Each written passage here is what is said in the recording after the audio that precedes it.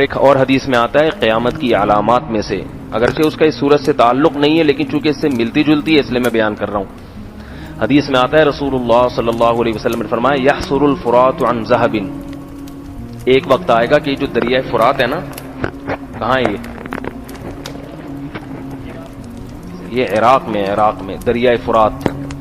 آپ صلی اللہ علیہ وسلم نے فرمایا ایک وقت آئے گا کہ دریائے فرات ہٹے گا اپنی جگہ سے اور نیچے سے سونا دریافت ہوگا، بے پناہ سونا۔ یہ جو دریا فرات ہے نا اس کے اندر سونا دفن ہے، کہاں ہے یہ اللہ ہی کو معلوم، لیکن ایک وقت ایسا آئے گا کہ وہ دریا وہ سونے کو ظاہر کر دے گا۔ آپ صلی اللہ علیہ وسلم نے فرمایا لوگ اس سونے کو حاصل کرنے کے لیے جھپٹیں گے، ہر شخص چاہے گا مجھے مل جائے، اور اتنی قتل و غارت ہوگی کہ 100 آدمیوں میں سے 99 قتل ہو جائیں گے۔ کیا مطلب؟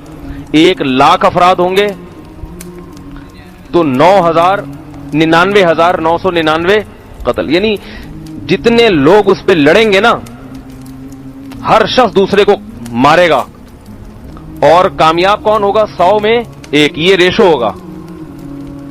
تو آپ صلی اللہ علیہ وسلم نے فرمایا کہ تم میں سے کوئی اس وقت موجود ہو، یعنی جو بھی امتی اس وقت موجود ہوگا تو وہ اس سونے کو حاصل کرنے کی کوشش نہ کرے، یہ فتنہ ہوگا، اللہ کی طرف سے عذاب ہوگا۔ تو جو ہے نا جتنا وہ اس طرح سے ظاہر ہوگا، تو آپ صلی اللہ علیہ وسلم نے امت کو حکم کیا دیا ہے کہ اس وقت صبر کرے۔ یہ معجزہ اور یہ نشانی ابھی ظاہر نہیں ہوئی ہے، نبی صلی اللہ علیہ وسلم نے بعض نشانی ایسی بتائی ہیں جو پوری ہو چکی ہیں۔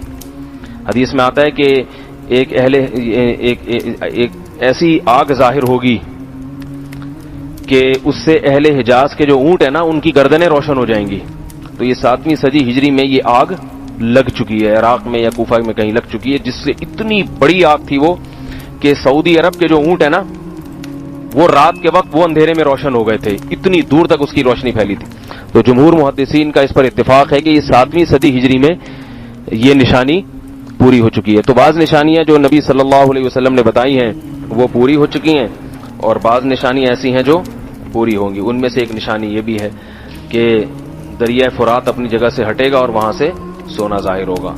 تو آپ میں سے کوئی اگر زندہ ہوا تو وہاں جانے کی کوشش نہ کرے، بولے بھائی جس کا ہے لے لو، ہم یہیں آرام سے اپنے ملک میں لوڈ شیڈنگ میں، غربت میں، مہنگائی میں خوش ہیں۔ ہمارے نبی نے ہمیں منع کر دیا ہے وہاں، جیسے دجال کے بارے میں آتا ہے نا کہ ایک طرف اس کے جنت کا باغ ہوگا ایسا خوبصورت، تو نبی نے کیا فرمایا؟ جو باغ ہے وہ اصل میں آگ ہے، اور جو آگ ہے وہ اصل میں باغ ہوگی۔